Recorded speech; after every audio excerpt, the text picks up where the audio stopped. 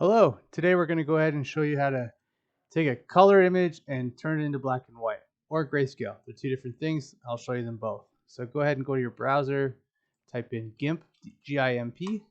G-I-M-P will come up with GIMP, GNU Image Manipulation Program. Click on download, get the latest version, and get it installed. All right, I've already got it installed. I'll skip to that. Hit start, type GIMP, press return. It's a great program, just like Photoshop, but it's free. It does a whole lot of stuff. All right, we're going to show you some really simple stuff.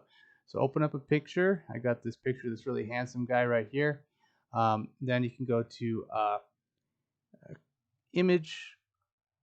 Let's see, what was it? Image mode, grayscale.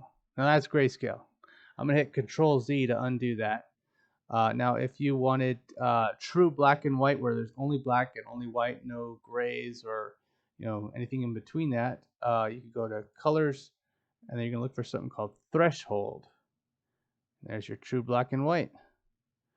All right. If you have any questions on GIMP or image editing, let me know. Have a great day.